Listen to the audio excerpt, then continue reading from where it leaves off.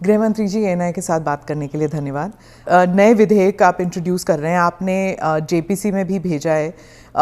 30 दिनों से ज़्यादा अगर कोई इलेक्टेड रिप्रेजेंटेटिव हिरासत में जाता है और उसे पद से हटाया जाएगा।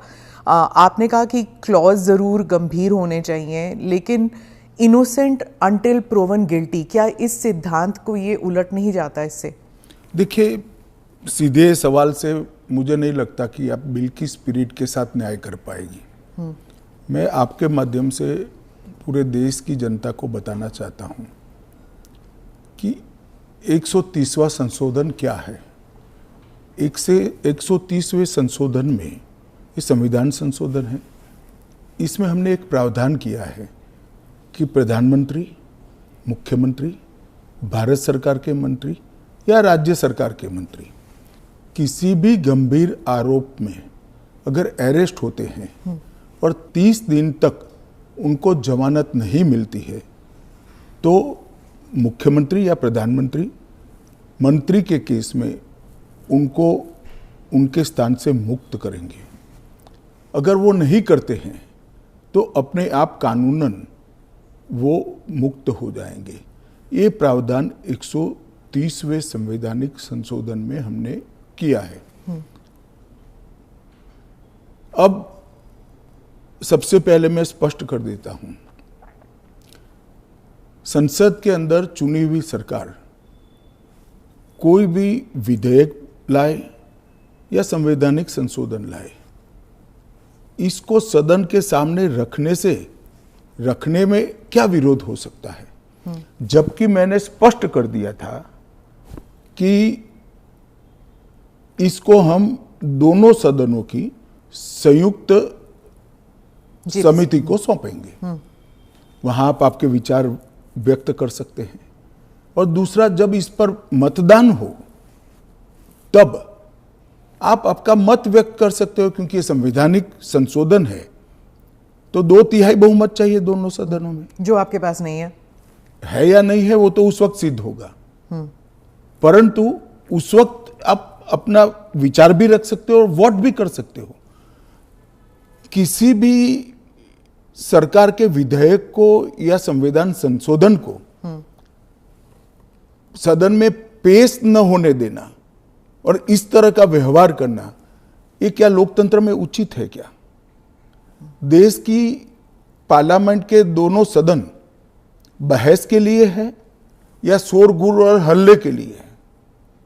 मुद्दे का विरोध हमने भी देखा है, हमने भी करा है, परंतु बिल को पेश न होने देने की एक प्रकार की मानसिकता, मैं नहीं मानता हूं कि ये लोकतांत्रिक है और विपक्ष को देश की जनता के सामने इसका जवाब देना पड़ेगा। उनका जो मैनर ऑफ प्रोटेस्ट है उसके बारे में मैं बाद में पूछूंगी, लेकिन ये जो गंभीर आरोपों का जो दायरा है, क्या आप स्पष्ट कर सकते हैं कि गंभीर आरोप क्या है? स्पष्ट कर सकती है क्या?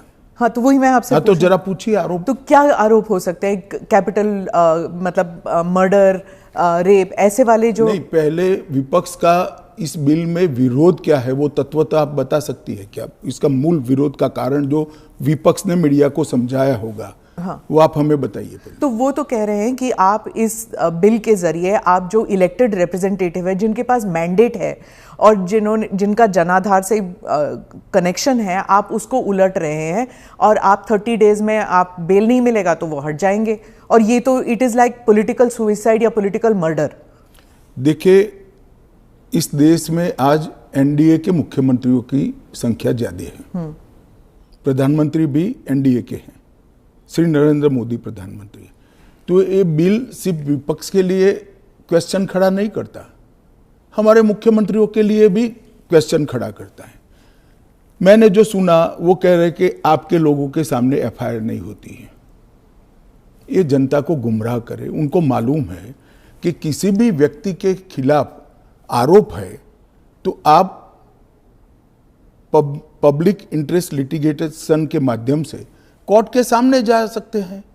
कोर्ट ऑर्डर करेगी कि इनके खिलाफ एफआईआर करो।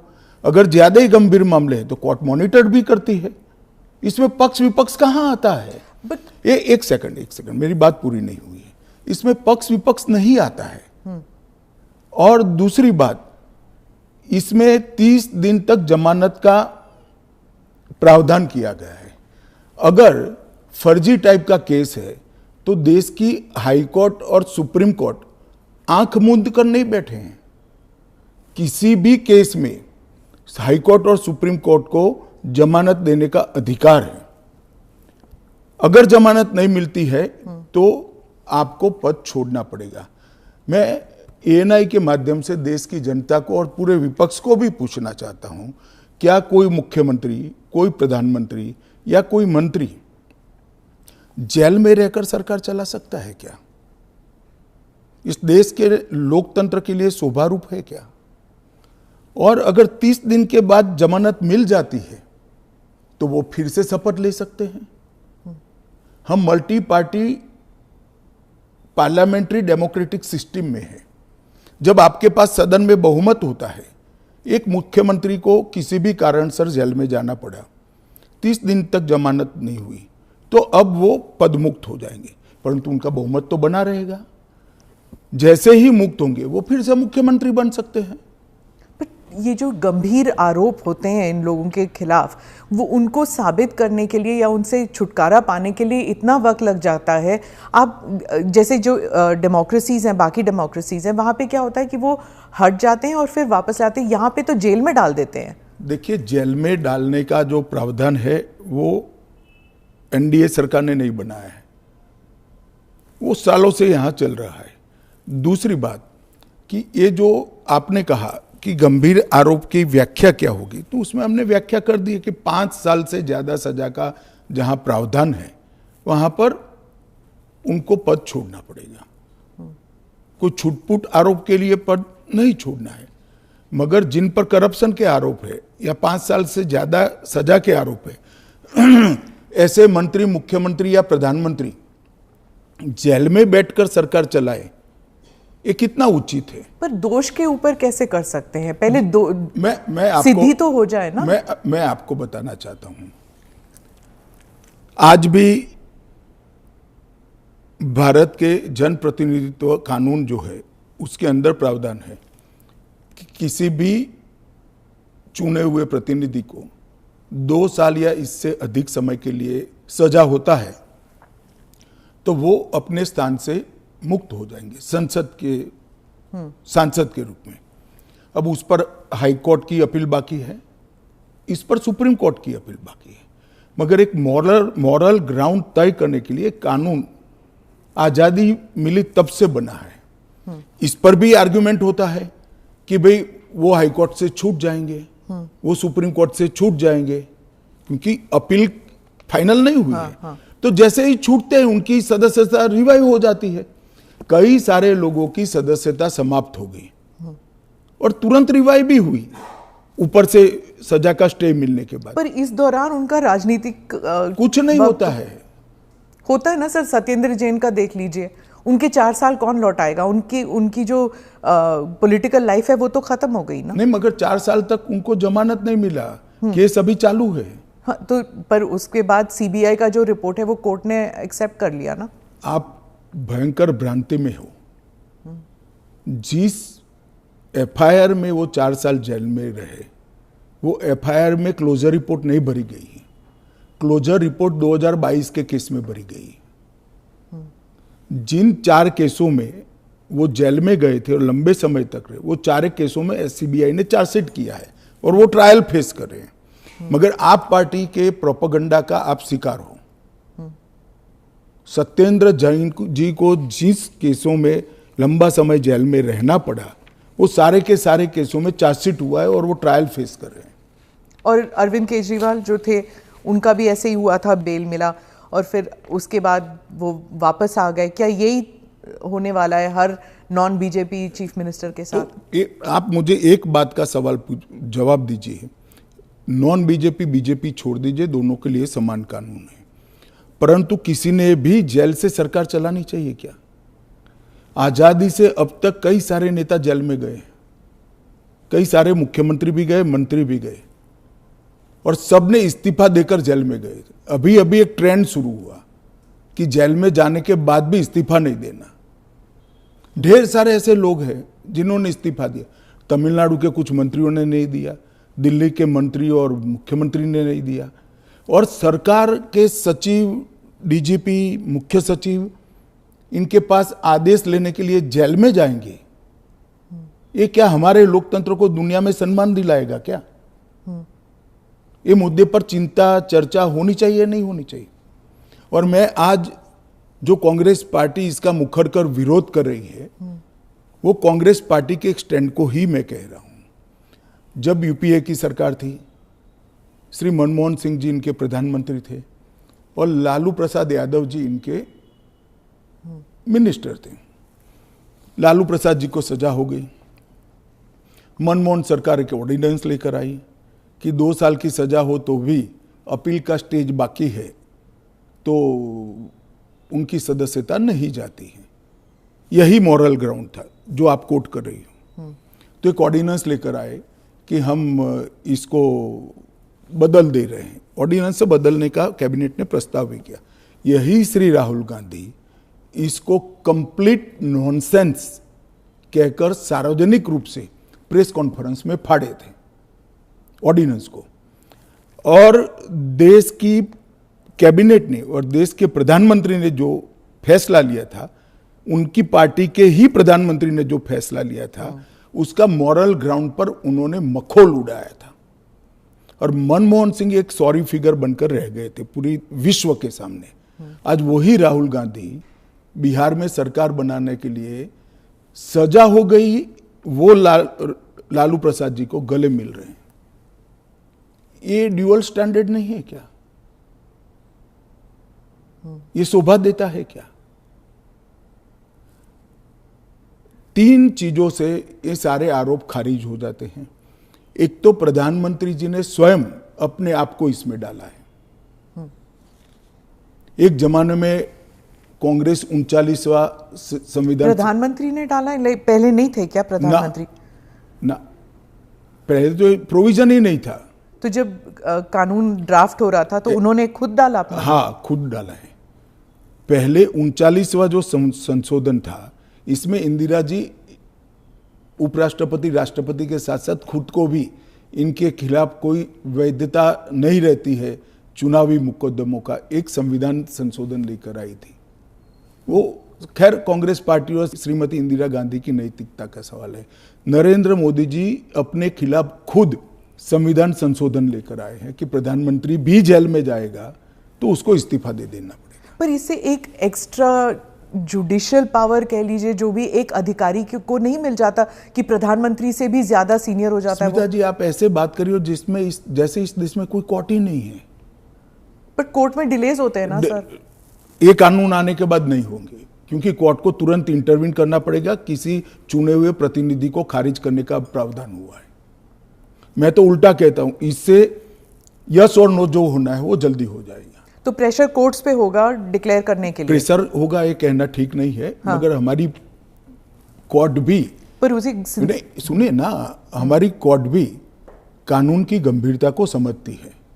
जब 30 दिन के बाद पद छोड़ना है तो वो उसके पहले इसका फैसला करेगी कि बेल मिलना चाहिए या नहीं मिलना चाहिए। हाईकोर्ट में जब केस गया कि श्री केजरीवाल जेल में है, तब उनको वहां से इस्तीफा देने चाहिए। पब्लिक इंटरेस्ट लिटिगेशन फाइल हुआ। हाईकोर्ट ने कहा कि हम सैद्धांतिक रूप से मानते हैं कि इनको छोड़ देना चाहिए मॉरल ग्राउंड पर, परंतु अभी के कानून में कोई प्रावधान नहीं है। चलिए, अब कानून में प्रावधान हो गया।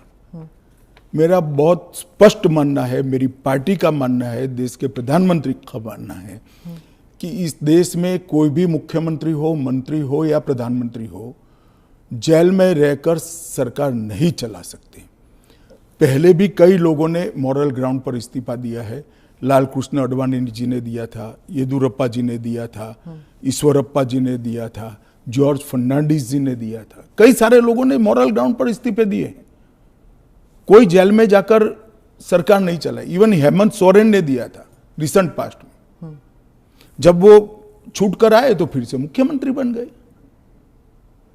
अब इसका हमने कानूनी प्रोविजन किया है, क्योंकि जब पहले कानून बने होंगे, संविधान बना होगा, तब संविधान निर्माताओं ने ऐसी निर्लज्जता का कल्पना नहीं करा होगा कि कोई भी मुख्यमंत्री जेल में जाएगा और अंदर से मुख्यमंत्री बना रहेगा। खैर, अब ऐसी घटनाएं हुई है रिसेंट पास्ट में, तो हमें हमारी नैतिक मूल्यों के स्तर को गिरने नहीं देना चाहिए। एक कानून नैतिक स्तर के मूल्यों को एक आधार देगा और इससे हमारा लोकतंत्र निश्चित रूप से मजबूत होगा। गृहमंत्री जी, विपक्ष कह रहा है कि सरकार जो है वो इस तरह के जो सिचुएशन बनाएगी या फिर कोर्ट पर दबाव डालेगी कि 30 दिन में जमानत नहीं मिलेगा। अगर 30 दिन में जमानत नहीं मिल जाता तो फिर the entire thing falls through.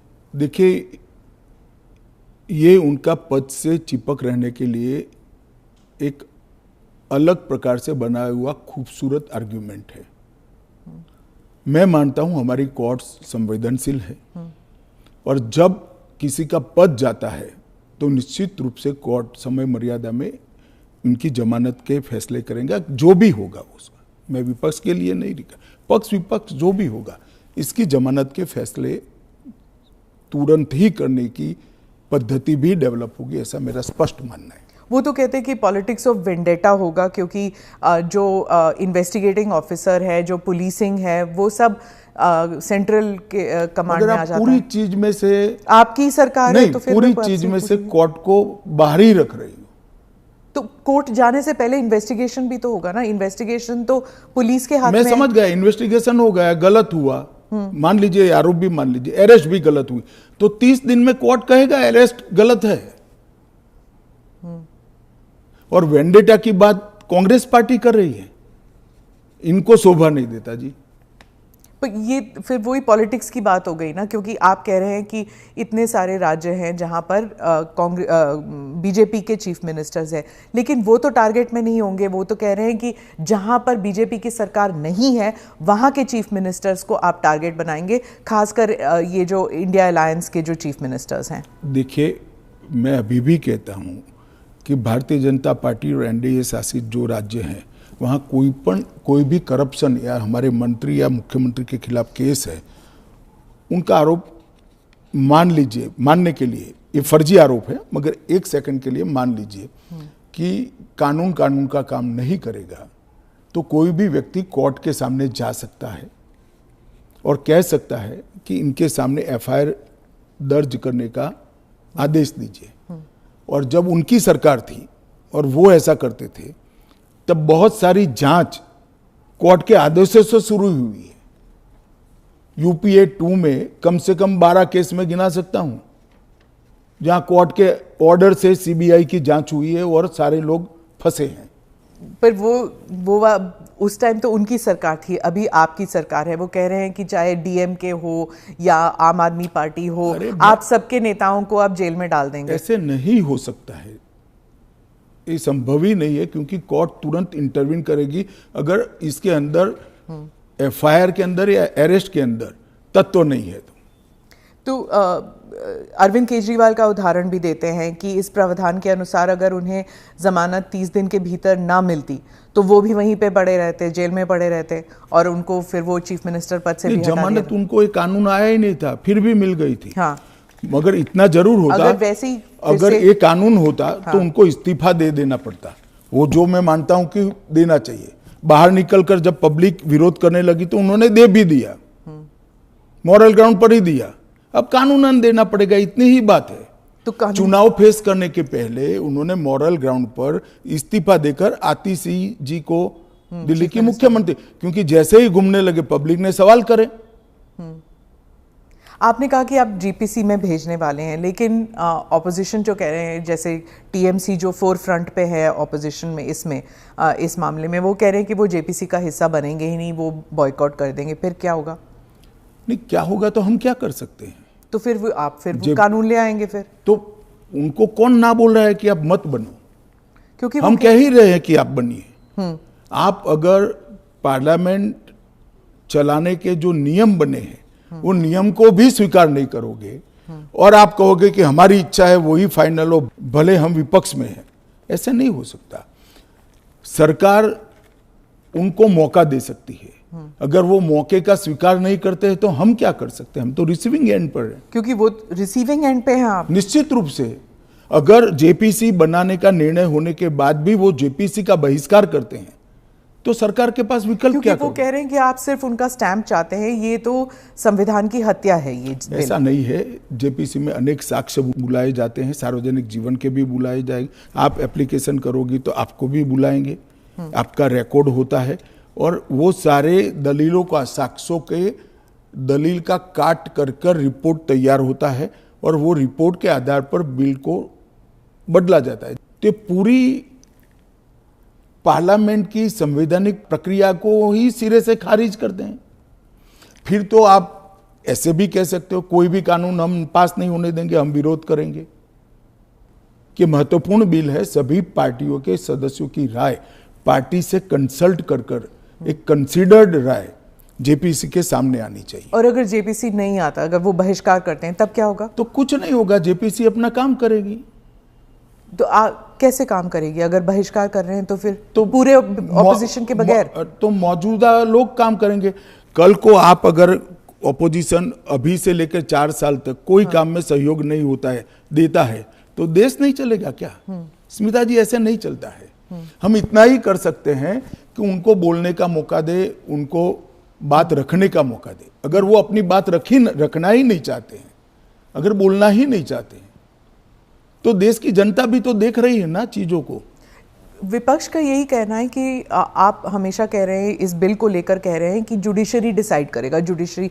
लेकिन जुडिशरी में सारे केसेस इतनी लंबे तौर पर विलंबित होती हैं, नहीं चलते हैं। और एक सेकंड, जुडिशरी में बिल के केस कभी भी, मेरे अलावे किसी भी बिल का केस सुप्रीम कोर्ट में 5 दिन से ज्यादा नहीं चला है।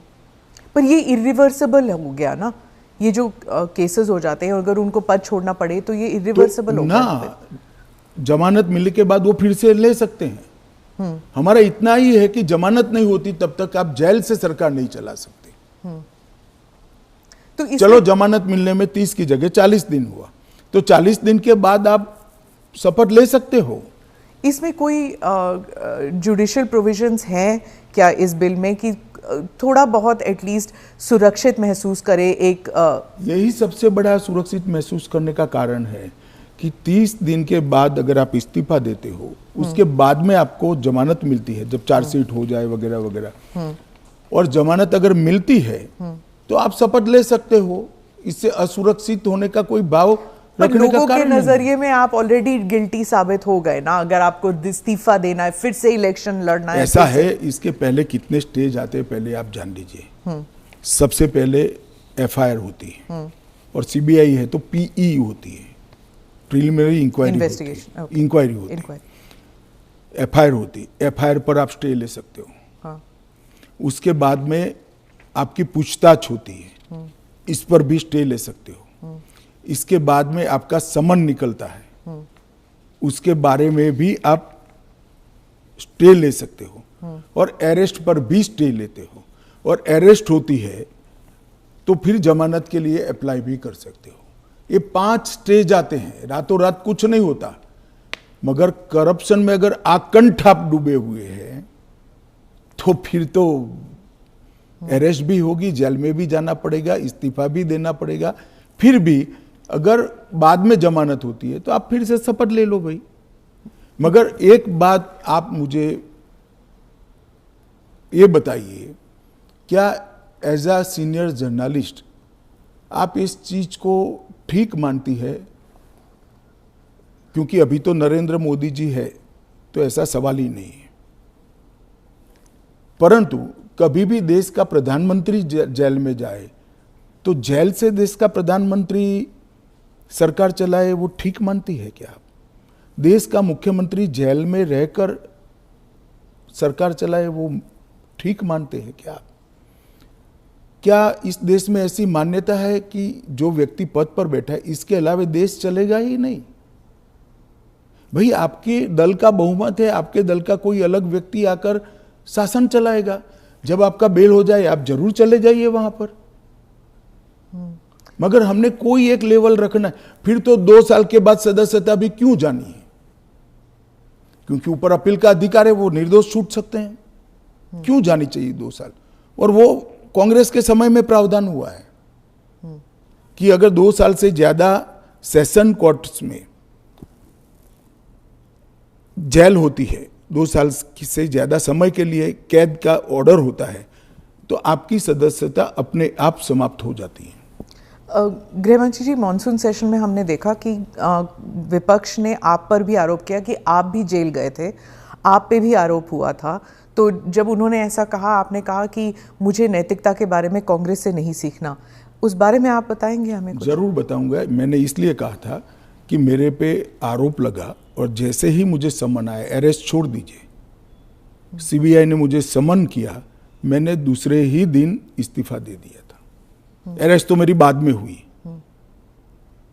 जैसे ही सीबीआई ने मुझे समन किया था, मैंने दूसरे ही दिन इस्तीफा दिया था और केस चला और केस में जजमेंट भी आया कि ये पॉलिटिकल वेंडेटे का केस था और मैं पूर्णतया निर्दोष हूं। पर वो तो बाद में आया था ना, 2016। एक सेकंड सुनिए ना। हाँ। एक सेकंड, वो जजमेंट बाद में आया। बेल मेरी पहले हो गई थी, बेल मेरी पहले हो गई थी और वो जजमेंट ऐसा आया कि कंप्लीटली पॉलिटिकल वेंडेटा के केस है, कहीं पर दूर दूर तक मेरा इस केस में इन्वॉल्वमेंट नहीं है और मुझे शंका के आधार पर बरी नहीं किया गया था।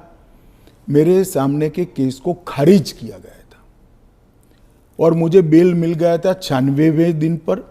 फिर भी मैंने फिर से शपथ लेकर गृह मंत्री नहीं बना था।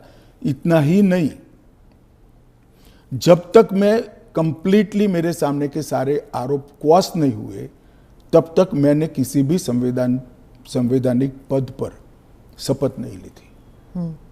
तो मुझे क्या विपक्ष नैतिकता के पाठ पढ़ाता है? इन लोगों ने इंदिरा जी के समय में प्रयास किया कि प्रधानमंत्री को शील्ड किया जाए और आज भी ये प्रयास कर रहे हैं कि अगर कभी जेल में जाना पड़े तो हम आराम से जेल से सरकार बनाएंगे, जेल को सीएम हाउस पीएम हाउस बनाएंगे और वहां जाकर डीजीपी जेल से ऑर्डर लेंगे, चीफ सेक्रेटरी जेल से ऑर्डर लेंगे, भारत सरकार के कैबिनेट सेक्रेटरी जेल से ऑर्डर लेंगे, भारत सरकार के गृह सचिव जेल से ऑर्डर लेंगे। इस तरह से देश चलेगा। और ये कल्पना ही मैं तो, मेरी पार्टी और मैं दोनों सिरे से खारिज करते हैं कि जो व्यक्ति बैठा है इसके बगैर इस देश का शासन नहीं चल सकता और इससे किसी का भी बहुमत पार्लियामेंट में या विधानसभा में प्रभावित नहीं होगा। एक सदस्य जाएगा, आपकी ही पार्टी के दूसरे साथी सरकार चलाएंगे और आप जब जमानत प्राप्त कर लोगे तो आप आकर फिर से शपथ कर सकते हो। इसमें आपत्ति क्या है? अमित शाह जी, आप बार बार जुडिशरी का हवाला देते हैं, लेकिन उस वक्त भी जस्टिस आफ्ताब आलम आपके घर आए थे आपसे सिग्नेचर लेने के लिए कि आप गुजरात से बाहर चले जाएंगे। ना, ऐसा नहीं हुआ है। आफ्ताब आलम साहब कभी मेरे घर पे आए नहीं है, ऐसी जरूरत भी नहीं पड़ी है। इन्होंने यहाँ रविवार के दिन स्पेशल कोर्ट बिठाकर मेरी बेल एप्लीकेशन को सुना और रिजेक्ट किया। ना, रिजेक्ट नहीं किया। इन्होंने कहा कि मुझे लगता है कि अमित शाह गृह मंत्री रहे, वो साक्ष्य को प्रभावित कर। तो मेरी जो वकील थी, इन्होंने कहा कि आपको अगर ये भय है तो जब तक बेल एप्लीकेशन डिसाइड नहीं होता हमारे क्लाइंट गुजरात के बाहर रहेंगे। वो मैंने स्टेटमेंट किया है। 2 साल आप बाहर रहे? हाँ, 2 साल में बाहर रहा, निश्चित रूप से बाहर रहा, क्योंकि 2 साल भारत के इतिहास में कभी भी किसी की बेल एप्लीकेशन 2 साल नहीं चली है। आलम साहब की कृपा से मेरी बेल एप्लीकेशन 2 साल चली, ज्यादा से ज्यादा बेल एप्लीकेशन 11 दिन तक चली है। आपने उस वक्त पहले भी जिक्र किया था अडवाणी जी के ऊपर कि उन्होंने भी इस्तीफा दिया था। जी, कहा था अडवाणी जी ने इस्तीफा दिया था। ढेर सारे हमारे कार्यकर्ता, मदन लाल खुराना वगैरह सारे, सभी ने दिया था कि जब तक, अरे अभी हेमंत सोरेन जी ने दिया था। ये तो एक नया संस्कृति आया अभी। विगत 2 साल पहले ऐसा केस ही नहीं था कोई। सभी लोगों पर आरोप लगते थे, सब लोग इस्तीफा दे देते थे, बरी होकर राजनीति शुरू करते थे। तमिलनाडु के कुछ मंत्रियों ने इस्तीफा नहीं दिया, दिल्ली के मंत्री और मुख्यमंत्री ने इस्तीफा नहीं, और अगर इस तरह से इस समाज जीवन का, नैतिकता का स्तर आप राजनीतिक और समाज जीवन का नीचे ले जा रहे हैं, इससे हम सहमत नहीं हैं। और अगर मैं अब पूछता हूं, आप मुझे पूछ रही हैं, तो लालू जी के वो ऑर्डिनेंस फाड़ने का, लालू जी के बचाने के लिए जो ऑर्डिनेंस मनमोहन सिंह लाए थे, वो ऑर्डिनेंस को फाड़ने का राहुल गांधी का औचित्य क्या था? अगर उस दिन वो मोरालिटी थी तो आज नहीं है क्या? क्योंकि आप लगातार 3 चुनाव हार चुके हो। मोरालिटी के स्टैंडर्ड्स चुनाव के जय पराजय के साथ जुड़े नहीं है। मोरालिटी के स्टैंडर्ड सूर्य और चंद्र की तरह हमेशा अपनी जगह पे स्थिर रहने चाहिए। तो क्या आप कह रहे हैं कि राहुल गांधी कॉम्प्रोमाइज हो गए हैं आरजेडी के लिए? नहीं, मुझे कहने की कहाँ जरूरत है। उनके 2 चीजों को वो कैसे जस्टिफाई करेंगे? मैंने तो आज पूछ लिया, आप इनका इंटरव्यू कर पूछ लो उनको। तो आपकी जो एनडीए के जो पार्टीज हैं, क्या वो सब सहमत है इस जी सर, बिल को लेकर? सब चंद्रबाबू नायडू, नीतीश कुमार, सब सहमत है। सब आप पर इस मॉनसून सेशन में वो इतने आगे तो नहीं आए आपको डिफेंड करने के लिए, आप अकेले नजर आए। नहीं, आगे आने का मौका ही नहीं आया, बहस ही नहीं होने दी। जब जेपीसी होगी, जब बहस होगी और फिर पार्लियामेंट में बहस होगी, तो सभी दल अपना अपना पक्ष रखेंगे। फिर आप पर पर्सनल अटैक हुआ, माइक हाथ में पकड़ा। देखिए, पार्लियामेंट किस तरह से चलनी चाहिए वो अकेला सत्ता पक्ष तय नहीं कर सकता। किसी भी बिल के लिए या संवैधानिक संशोधन के लिए स्वस्थ बहस का वातावरण अगर विपक्ष नहीं बनाता है, तो देश की जनता देख रही है कि पद्धति ठीक है क्या। इस बिल पर जब तय था कि बिल अभी पारित नहीं होना है, जेपीसी में जाना है, मैंने बीच में ही खड़े होकर इसकी घोषणा कर दी थी, तो विपक्ष इस बिल पर अपना विचार रख सकता था या नहीं रख सकता, मुझे जवाब देना पड़ता। फिर तो बिल जाता जेपीसी में, उस दिन पास नहीं होना था। मैंने पहले ही घोषणा कर दी थी कि इस बिल को सरकार ने तय किया है कि ये जेपीसी में जाएगा, दोनों सदन का जेपीसी बनेगा, 21 सदस्य लोकसभा के होंगे, 10 सदस्य राज्यसभा के होंगे, 31 सदस्य प्रोरेटा सभी दलों से आएंगे। क्या ये बिल पास हो जाएगा? मुझे तो विश्वास है हो जाएगा। कांग्रेस पार्टी में ही और विपक्ष में ही कई लोग ऐसे निकलेंगे जो मोरालिटी का सपोर्ट करेंगे, मोरल ग्राउंड को बनाए रखने के लिए सपोर्ट करेंगे। और कब तक, कोई सीमा है, टाइम फ्रेम है? ये जेपीसी के अध्यक्ष जो बनेंगे उस पर निर्भर होगा। वो जब चर्चा समाप्त करेंगे तुरंत हम तो अगले सप्ताह में ले आएंगे। ऑपोजिशन कहती है कि जो पार्लियामेंट के अंदर सीआईएसएफ को लगाया गया है, इसकी वजह से लेजिटिमेट प्रोटेस्ट नहीं हो पा रहे और वो फोर्सिबली लोगों को बाहर किया जाता है जब प्रोटेस्ट करते हैं, तो वेल ऑफ द हाउस से। पहली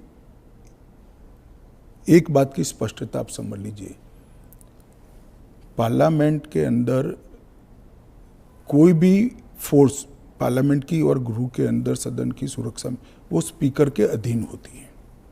इसमें फोर्स का महत्व नहीं होता है।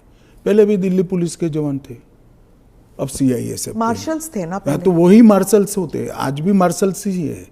वो जैसे ही संसद की सुरक्षा विंग में आते हैं, वो सीआईएसएफ या दिल्ली पुलिस के जवान नहीं रहते, वो मार्शल माने जाते हैं और वो स्पीकर के तहत होते हैं। मार्शल सदन के अंदर तभी प्रवेश करते हैं जब स्पीकर उनको ऑर्डर करे। एक बात, ये जो बदलाव हुआ है वो एक बड़ी दुर्घटना हुई थी।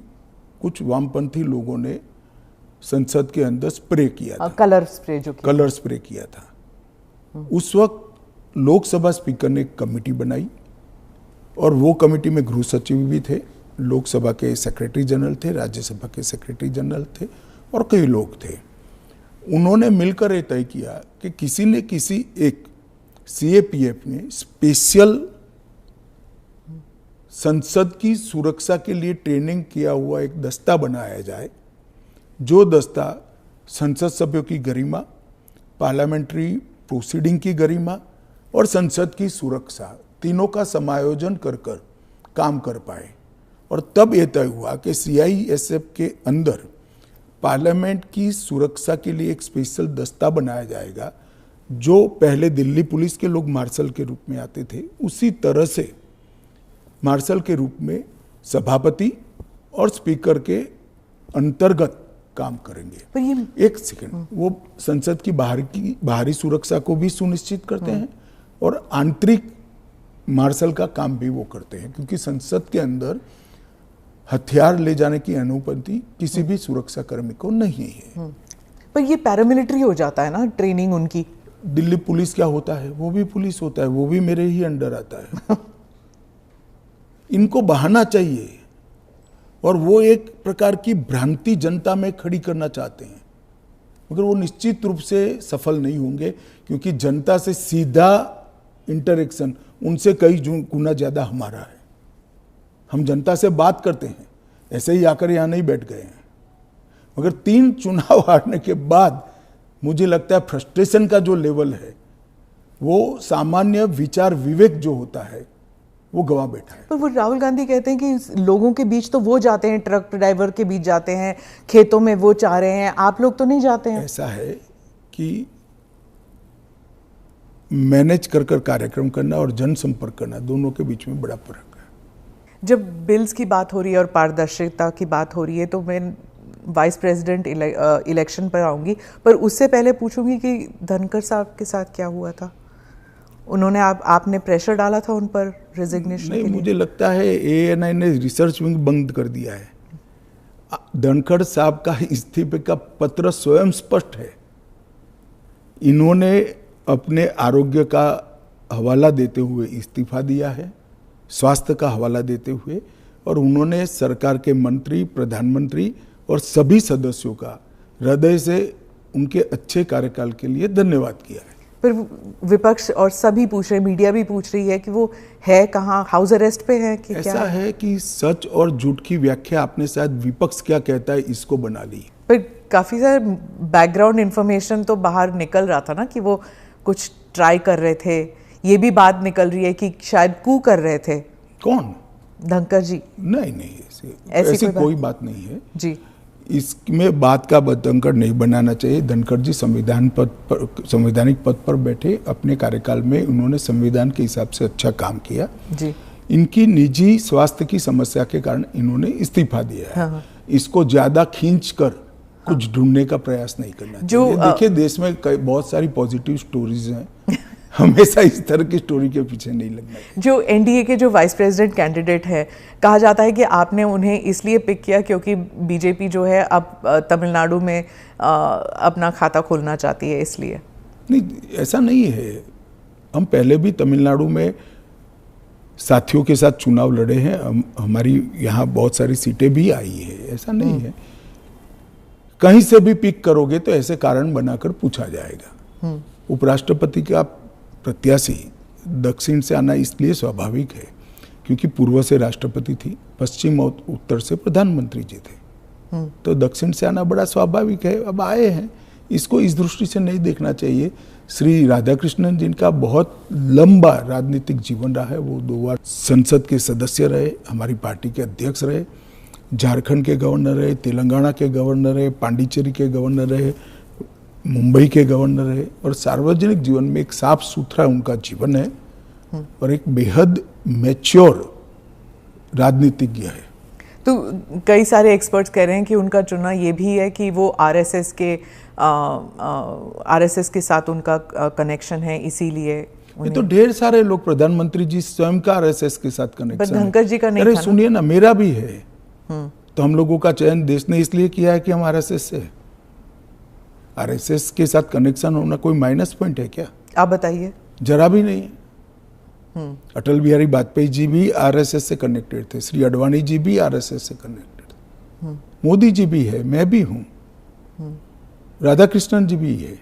और जो इंडिया अलायंस के जो कैंडिडेट है, उनके बारे में आपने कहा कि उन्होंने एक समय था जब उन्होंने नक्सलिज्म मेरे कहने से क्या होता है, वो तो सुप्रीम कोर्ट का रिकॉर्ड है।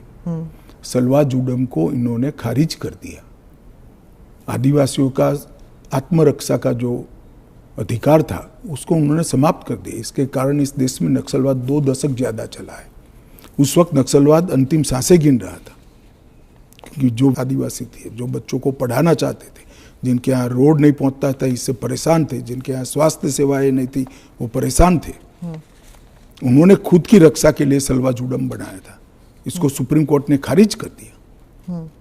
ये तो सुप्रीम कोर्ट का रिकॉर्ड है, इनका जजमेंट है। और इसके बाद जो स्कूल तबाह हो गए थे नक्सलियों के कारण, वो स्कूलों में सीआरपीएफ और सुरक्षा बल बैठे थे, रातों रात एक ऑर्डर करके सबको बाहर कर दिया। कई जगह हमले हुए सुरक्षा बलों पर। ये दोनों जजमेंट, इसका जवाब श्री सुदर्शन रेड्डी से ज्यादा राहुल गांधी ने देना चाहिए कि उन्होंने क्यों पिक किया। जी, मैं तो मानता हूं यही क्राइटेरिया रहा होगा। नक्सल को सपोर्ट करने के लिए नहीं, वामपंथी विचारधारा, इसलिए और ये जजमेंट से निश्चित रूप से नक्सल प्रोटेक्ट हुए हैं। तो क्या वाइस प्रेसिडेंट इलेक्शन भी अब it will be polarising factor? पहले भी नहीं होता। पोलराइजेशन क्या है? जब आप इतना बड़ा आरोप लगा रहे हैं कि और पोलराइजेशन अगर होगा भी तो किस मुद्दे पर होगा? देश की सुरक्षा के मुद्दे पर होगा। मैं मानता हूं देश की सुरक्षा पर सांसदों ने विचार करना चाहिए या नहीं करना चाहिए।